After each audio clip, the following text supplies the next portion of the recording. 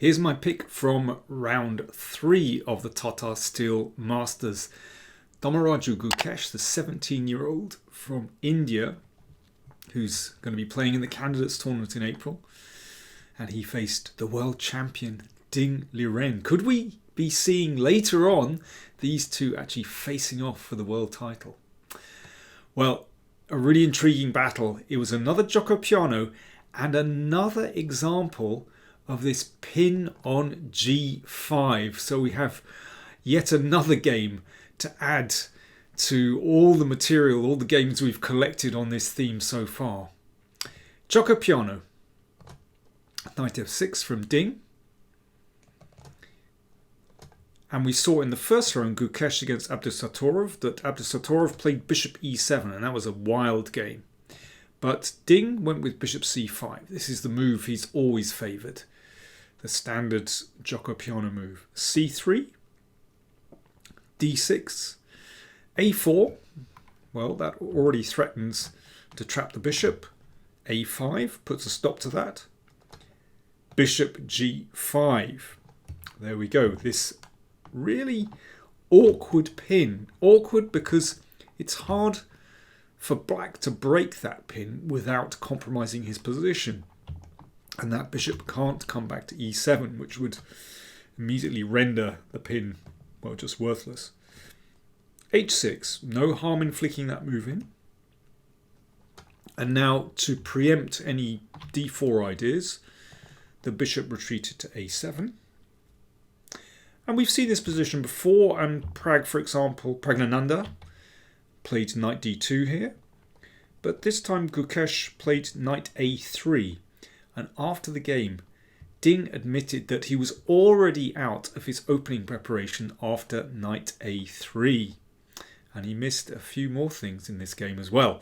Let's see. Queen e7. So notice he's hanging back with castling. And that gives black more options in terms of perhaps playing g5. Because if you castle and go g5, then the sacrifice can be very dangerous. But if you just hang with your king in the middle, then perhaps you can play g5. Knight b5, the knight threatens to take the bishop, which comes to b6. So has black lost time with this bishop?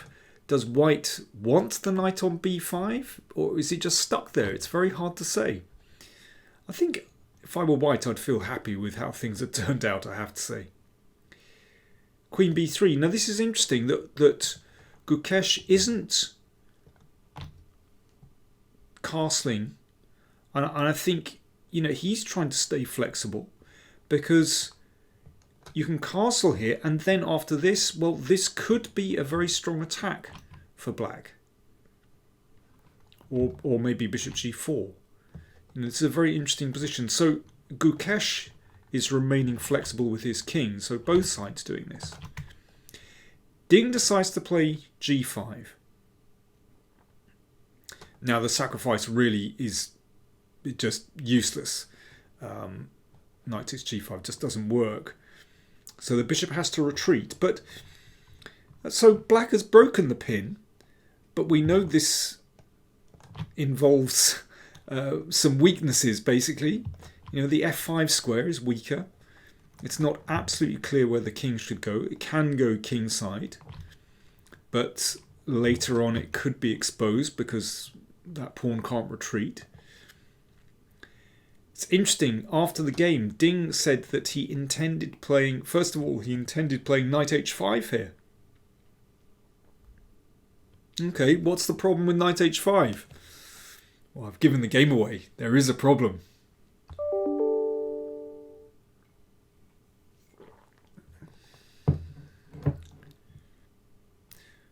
Knight takes d6.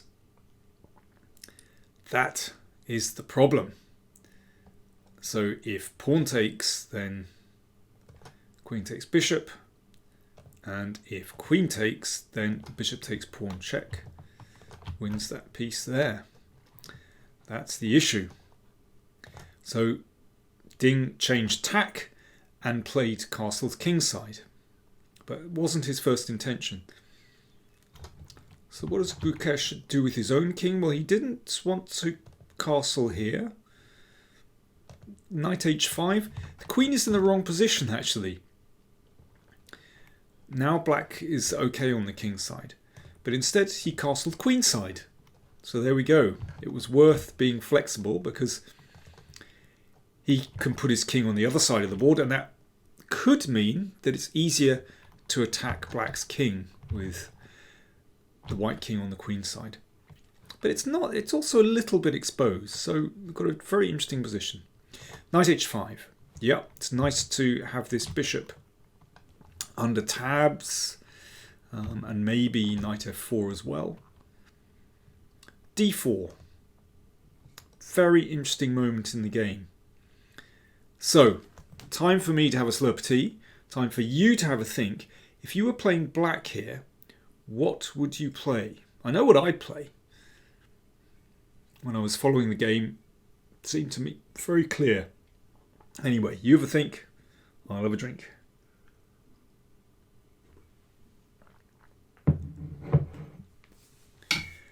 In this position, I would simply go king g7.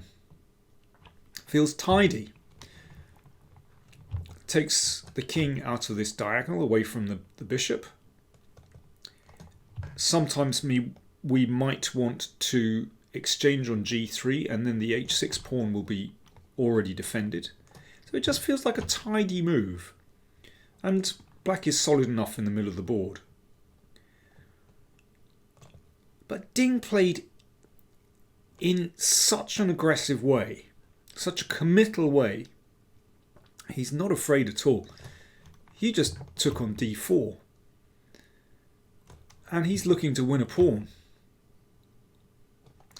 Now Gukesh played knight on b5 takes d4. The machines prefer this move. I mean, I suspect that he just wanted to bring this knight back from the wilderness, but if you can call it wilderness. Anyway, I'm just saying the machines prefer this, and there are various things that black can do here. You can exchange here. You can also play knight e5. It's totally unclear. But instead knight b takes d4. And Ding pushed that knight away. I mean, this in itself is incredibly committal. And then he took on d4. And he took on e4. Now that is such a risky way to play. First of all, you've given up the bishop pair. Second, it's kind of exposed the king a little bit more when you push this pawn and this knight starts floating around, although there's nothing immediate. How safe is the queen in the middle of the board? Well, it can be hit very easily. In fact, it was hit here, rook e1. Had to go back to h7. I mean, it's just a highly unclear position. But Ding went for it. I mean, this is really brave. I mean, maybe he was just thinking, well, actually, white's king is also somewhat insecure here. You know, it can't tuck itself into the corner when the queen is here. There's also quite a nice square for that knight. And I have to say, the next move from Gukesh, I'm baffled by. He played rook d2, and, you know, I've been trying to sort of fathom why he played that move, and I'm not coming up with any very good answers. You know, sometimes players make a move and I think, well, yeah, that's understandable, maybe not best, but I kind of get why they played that. Well, he'd need to explain that one, but I just don't get that move. It just seems strange to me.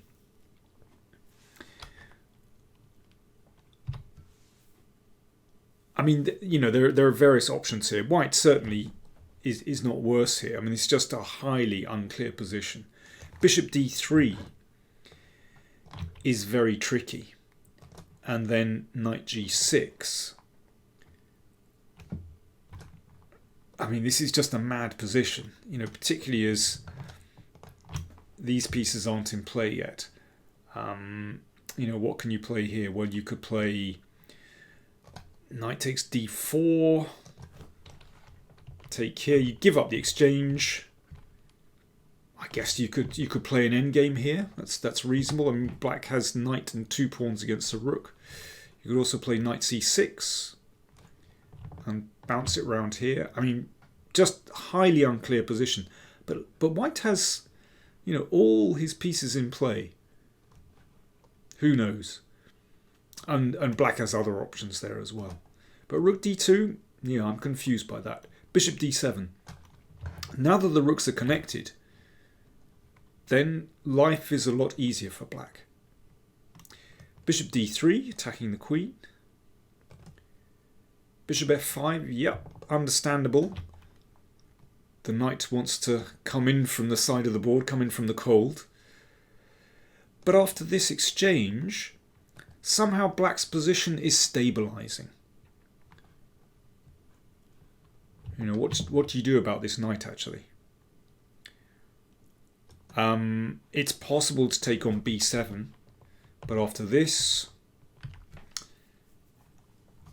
just feels as though white's king is going to be more exposed than black's. This rook is looking so good on the b file.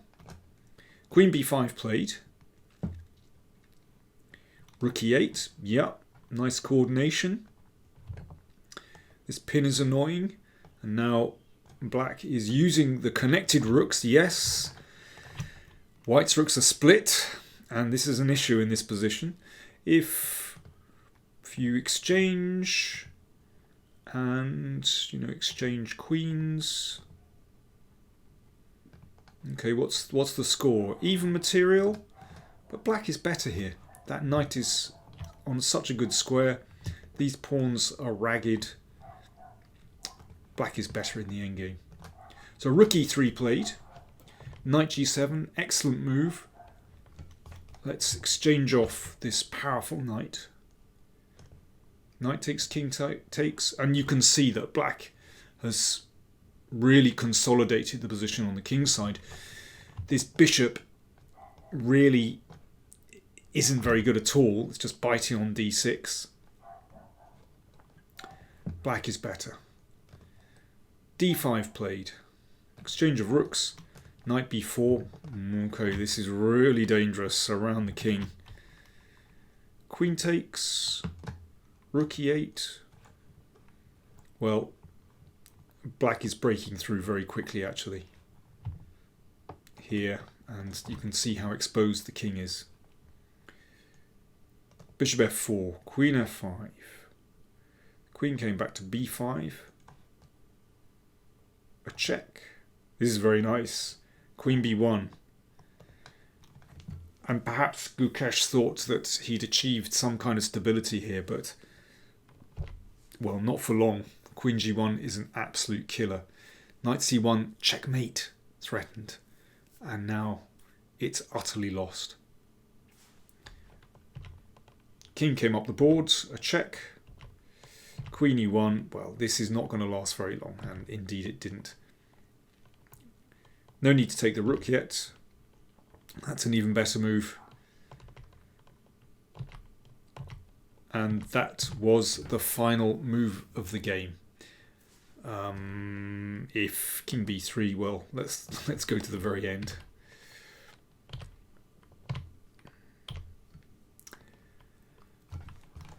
Followed by rook c3 and queen a2 mate. For example, there's a lot of checkmates hanging around in this position. Well, at the end, an absolute crush. Ding said afterwards he was quite happy about the game. First, he said he was on the defensive, and his queen wasn't so well placed. But suddenly, the tables turned after this sacrifice of the pawn on b7. He said that his first 2 games where he made draws here were kind of warm-ups. But he says he feels like he's getting into shape, a little bit. So, which is great to see. If you haven't seen the broadcast I did with Davorin Kulisevich on his new book, Ding Liren's Best Games, then do check it out. There are some fabulous examples provided by Davorin of Ding's play. He's so creative, And I think this game showed how courageous he is. As I said, coming back to this moment, you can just play King G7 here, but to go for this pawn is incredibly brave. This is not a decision one takes lightly, but yeah, it shows he really goes for it.